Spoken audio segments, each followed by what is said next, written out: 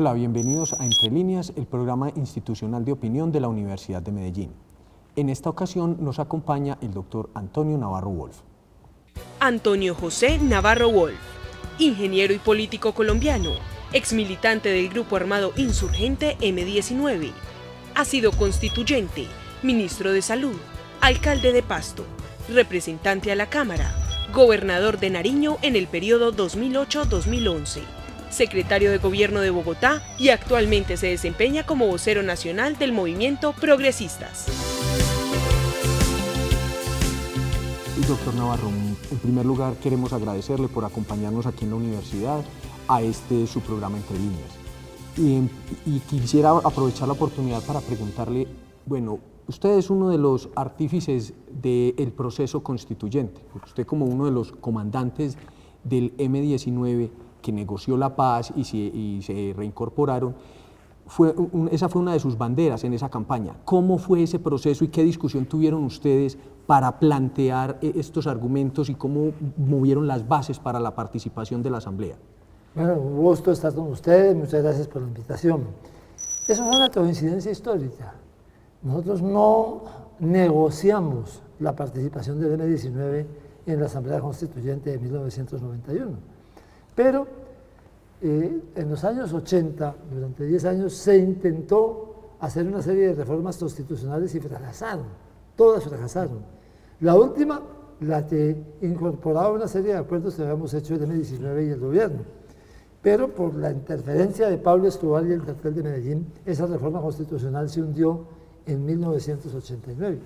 En 1990, nosotros decidimos de todas maneras firmar la paz, aún sin nada en la mesa de negociación, y empezó el llamado movimiento de la séptima papeleta. Coincidimos, históricamente coincidimos, la firma de la paz del M-19 con el proceso ciudadano de los llamados estudiantes de la séptima papeleta. Ustedes como movimiento nuevo y que tuvo mucha fuerza en la Asamblea, ¿tuvieron vertiente de ese movimiento o fue la izquierda, llamémosla la izquierda racional, no la recalcitrante que seguía en la guerra, la que se vinculó a ese proceso? Porque inicialmente tuvo muchos enemigos y consideraban que era un proceso más de reforma cosmética, no de reforma de fondo. ¿Ustedes cómo utilizaron o cómo participaron en ese proceso como movimiento? Por supuesto, cuando empezó la discusión de la necesidad de hacer una asamblea constituyente que era extrainstitucional, en la constitución vigente en esa época no se podía hacer una asamblea constituyente, eso era una especie como de mecanismo extrainstitucional. Y era transicional, como se podría decir hoy en día. Y entonces a nosotros nos pareció que la idea de hacer una asamblea constituyente que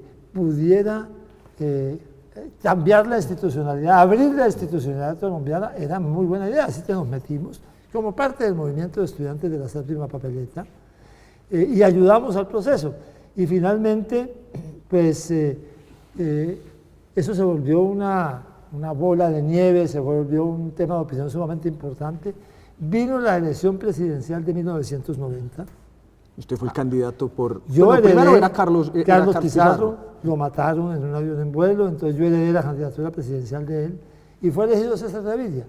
Cuando ya se consolidó el resultado de la elección presidencial, César Gaviria dijo, hombre, vamos a convocar a las principales fuerzas políticas del país a hacer un acuerdo para una asamblea constitucional, así es como se definió.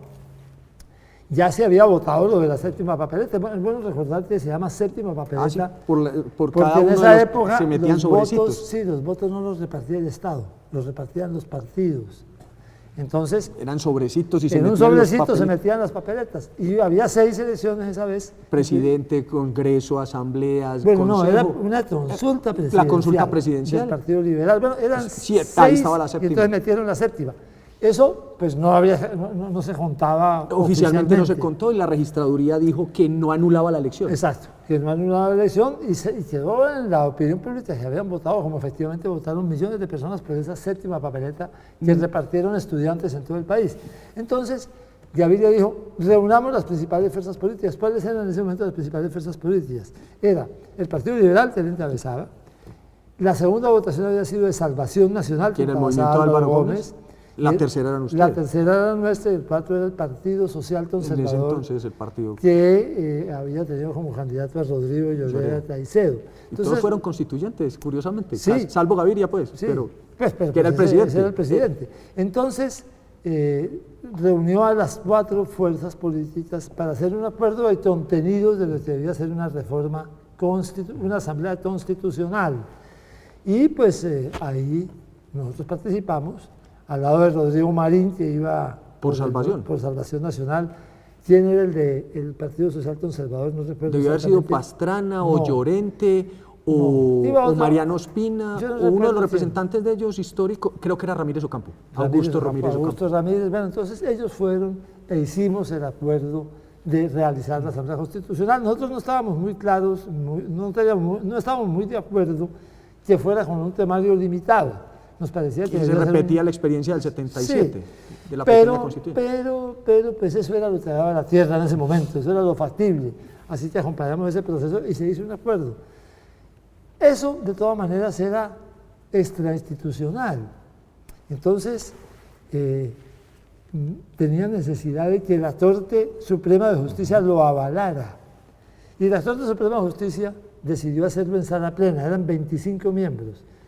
Porque la Corte Suprema de Justicia en ese tiempo hacía el control de constitucionalidad. Fue un decreto de estado de sitio. Se convoca una asamblea constitucional con elección el 8 de diciembre de 1990 y con el siguiente contenido, bla, bla, bla. La Corte Suprema de Justicia dijo, no señor, esto no es constitucional, esto es con plenos poderes. Y el voto decisivo fue el de un constituyente que dijo, la votación fue 13 a favor, 12 en contra. Un voto. El voto decisivo fue el de un magistrado que dijo, yo voy a votar a favor porque esto es un tratado de paz. Ya se firmó la paz con el M-19. Con la reunión de esta asamblea vamos a poder tener una paz general en Colombia.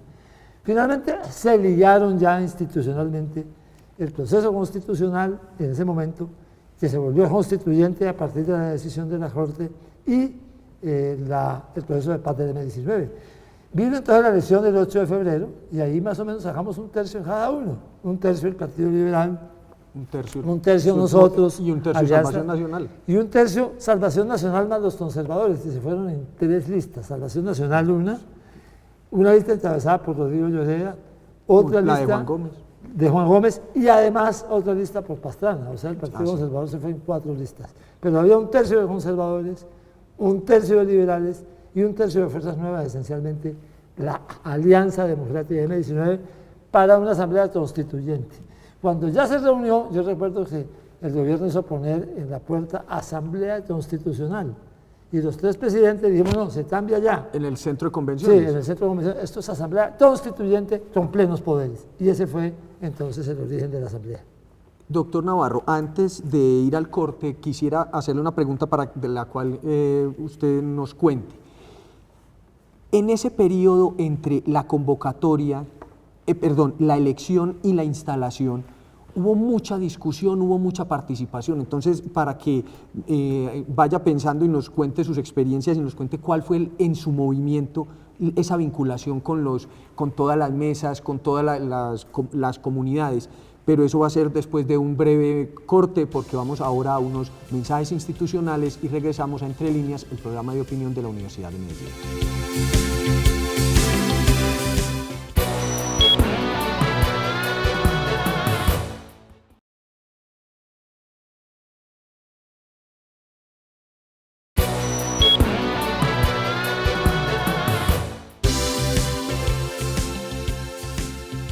Bienvenidos nuevamente a Entre Líneas, el programa de opinión de la Universidad de Medellín.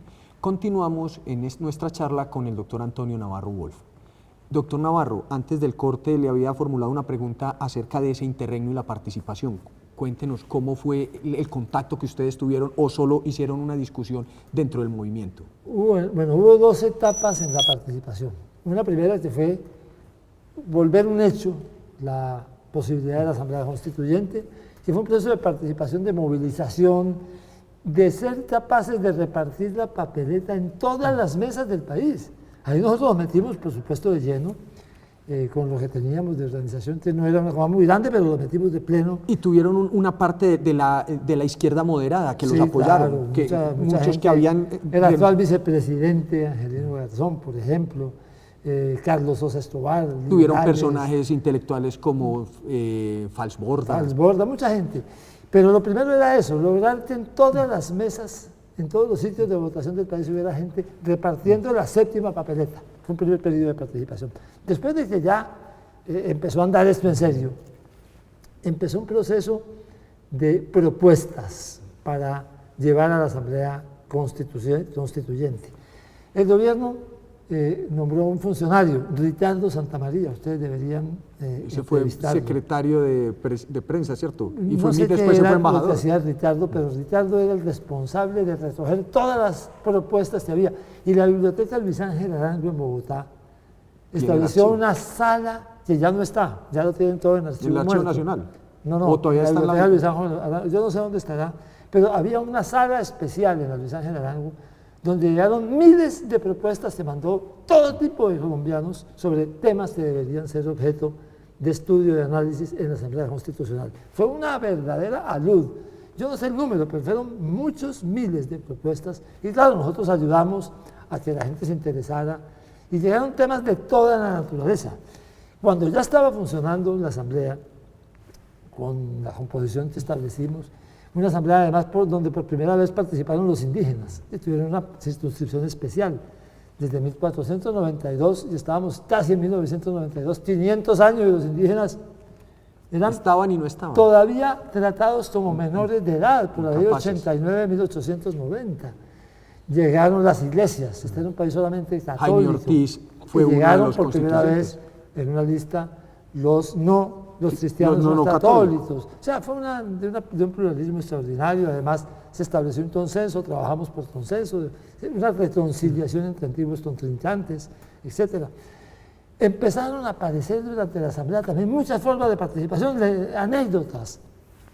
Un día yo estaba en la presidencia y me dicen, vea, hay un conjunto de muchachas de la vida alegre, de prostitutas, que quieren hablar con ustedes para que en la Asamblea se garanticen sus derechos. Entonces yo salí a atender a las señoras, un montón de señoras ya mayorcitas. Ya cuando empiezan a ver el peligro de no poder sí, trabajar. Sí, entonces a decir, bueno, sí, nosotros aquí pues hacemos esto por necesidad y queremos que los derechos de personas como nosotros para tener una posibilidad de pensión, etcétera. La pensión y seguridad social. Atención en salud, los que queden considerados. Otra anécdota, los presos de las cárceles decidieron en muchas cárceles del país sumarse a las deliberaciones de la Asamblea y lo que hicieron fue entregar armas. Yo me acuerdo de las montañas, a mí me tocó ir a la cárcel Modelo en Bogotá a recibir, pero una montaña así de alta, de almaradas, cuchillos, varillas, destornilladores, ¿no? Entregadas voluntariamente por los presos como una contribución al éxito de la Asamblea Constituyente. Era un proceso permanente. Los medios de comunicación, yo recuerdo que dos noticieros, uno de televisión, que dirigía Juan Guillermo Ríos, puso su estudio dentro de la Asamblea, allá a un lado del salón, y desde ahí hacía sus transmisiones. Y Juan Gozaín, en RCN, transmitía por radio en la puerta de la entrada del salón de sesiones, desde ahí hacía, y estuvo durante todo el tiempo la Asamblea haciendo el seguimiento. Fue un periodo en que la gente, fue un periodo extraordinariamente, digamos, consensuado. Colombia decidió durante esos meses trabajar conjuntamente buscando las soluciones mejores para el país. Y fue un periodo de consenso extraordinario. Se desmovilizaron el EPL, el PRT y el Quintín Lame. Infortunadamente no logramos que lo hicieran las FARC y el ELN. Que fueron enemigos del proceso, hubiera sido la paz. Pero las FARC... No, el ELN sí era más recalcitrante. Sí, pero las FARC armó un grupo que lo dirigían Cano y Márquez, por cierto, y se fueron a la Venezuela de Carlos Andrés Pérez y querían que Marulanda fuera a hablar a la Asamblea. Yo me acuerdo en la reunión, yo les dije, ¿y después de eso qué? Y no sabían qué seguía después. Si no había una garantía y que eso era un paso hacia el desarme de las FARC, pues tampoco podía la Asamblea permitir que fuera Marulanda a hacer un discurso allá. Pero fue infortunado que no se lograra un acuerdo entre el gobierno y las FARC para que hubieran podido incorporarse ellos también a la Asamblea. El ELN no le interesaba, ellos estaban en otra cosa. Ellos como lo que no se habían dado cuenta que la Unión Soviética estaba colapsando. No, ellos estaban por allá en la reconstrucción del ELN, por allá con el padre Pérez, y estaban en otro mundo. Sí, ellos andaban pues en otro planeta. Pero sí hubo una participación sumamente importante, pero qué bueno hubiera podido ser que se hubiera logrado un acuerdo con las FARC. Tal vez no se logró porque Jacobo Arenas, que era dentro de las FARC el que más amigo era de la Asamblea Constituyente, había muerto en un poco tiempo antes de que la Asamblea se reuniera. Y el ideólogo político de las FARC, que pasó a ser Cano en ese momento, no tenía el prestigio ni el ascendiente. No tenía el poder y el ascendiente suficiente, pero si hubiera estado Jacobo vivo, de pronto habíamos logrado que esta paz en Colombia hubiera llegado mucho más, de manera mucho más anticipada que hoy. Y esa es una de las diferencias, porque ustedes como M19 siempre se caracterizaron por tener mucha más formación política en la dirección. Las FARC siempre tuvo a los históricos nosotros éramos una organización que no era marxista, y esa es una diferencia muy importante. Era nacionalista. Las FARC han sido mucho más ortodoxos. Ellos vienen financiados por el partido. partido. Fíjese usted que una organización tan marxista como el EPL se desmovilizó. Ah, claro. Y eso nos lo dijo aquí el doctor Fajardo Landaeta. Sí, ellos firmaron un acuerdo de paz y se incorporaron a la Asamblea, etcétera. Pero fue un momento de consenso extraordinario, mire. Y como consecuencia de ese proceso también lo hizo una parte del ELN, que fue la Corriente Renovación. Una parte del ELN encabezada por León Valencia, que se también firmó un acuerdo de paz. No lo alcanzaron a hacer durante el periodo de la Asamblea. Tal vez si la Asamblea no hubiera sido tan rápido, tan rápido. Este fue... 3 meses de trabajo, 3 meses. 5 meses, pero además las elecciones presidenciales fueron en mayo y la aprobación del gobierno el 7 de agosto y la Asamblea empezó a sesionar en febrero siguiente. Las elecciones fueron en diciembre, el 1 de diciembre. El 1 de diciembre, sí. Pues todo eso, uno se puede pensar que hubiera pasado, sí, ¿no? Pero probablemente si hubiera habido, no sé, 6 meses más para la Asamblea, 1 año más para la realización de la Asamblea, probablemente hubiéramos podido incorporar a toda la guerrilla y nos hubiéramos evitado 20 años de mucha muerte. 20 años de mucho sufrimiento.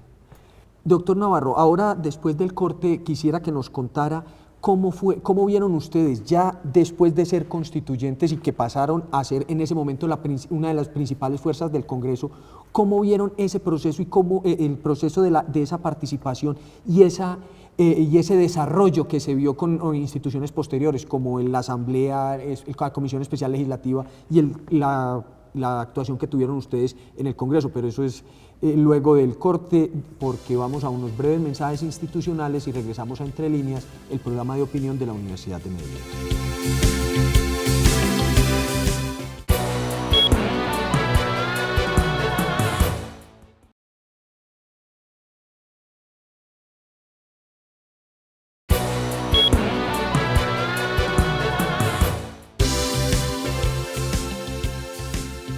Volvemos nuevamente a Entre Líneas, el programa de opinión de la Universidad de Medellín, y continuamos en nuestra charla con el doctor Antonio Navarro Wolf.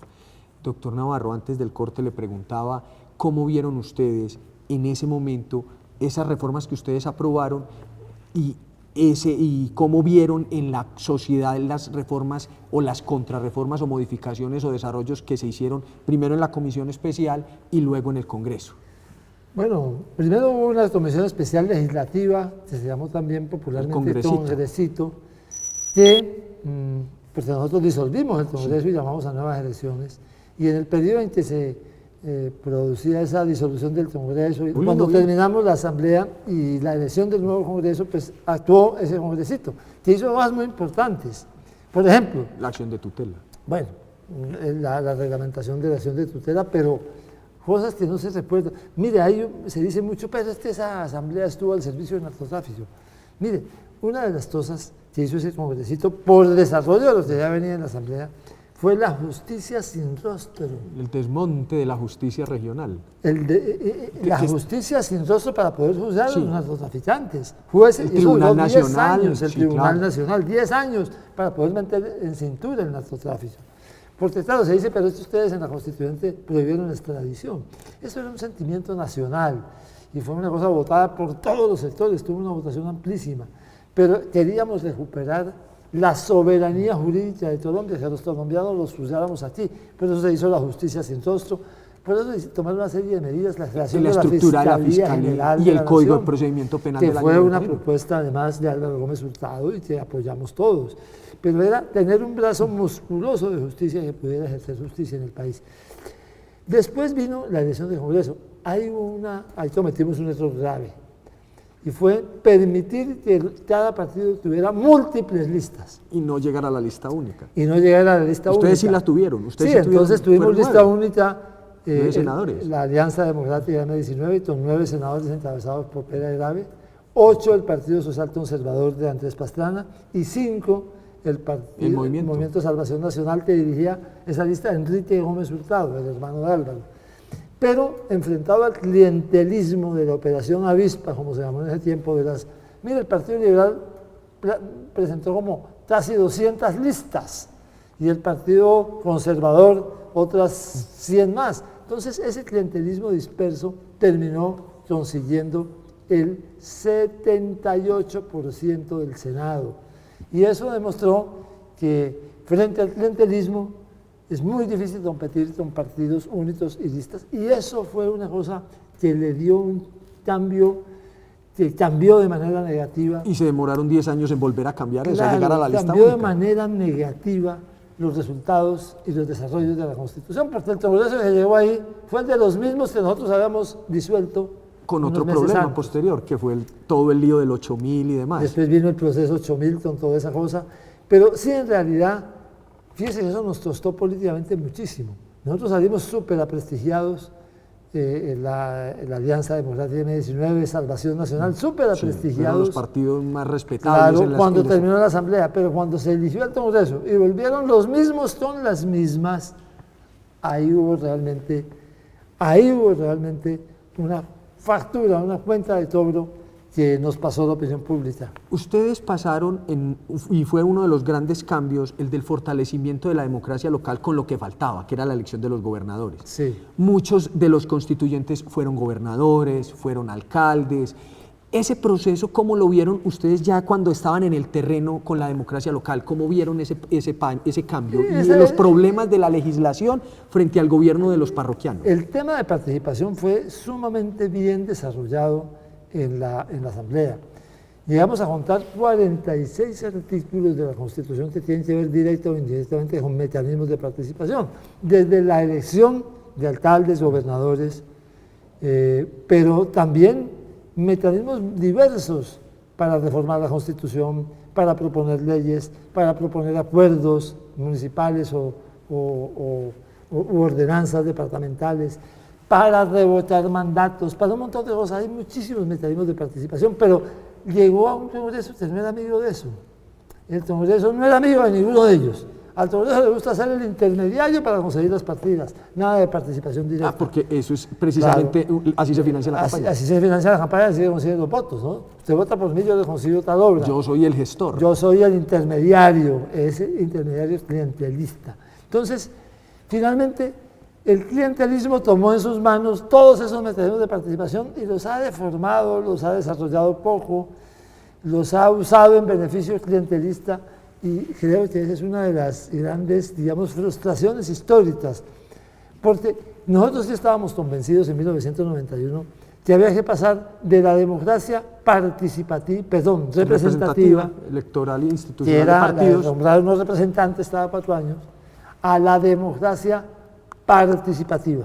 Si queríamos que hacer el gran cambio, pero eso hubiera requerido un Congreso que estuviera en sintonía con ese tipo de visión de desarrollo de la Constitución, y no fue así, sino que fue un Congreso que llegó a meterle reversa a mucho de lo que habíamos avanzado normativamente en el tema de democracia participativa. Ahora, ¿cuál fue el error? Debíamos haber puesto listas únicas cerradas desde esa época, todos los partidos. O probablemente, así como nosotros nos inhabilitamos, inhabilitar a los haber inhabilitado a todos los que habían sido revocados, o sea, no pudieran volver a presentarse, todos en la cama o todos en el suelo.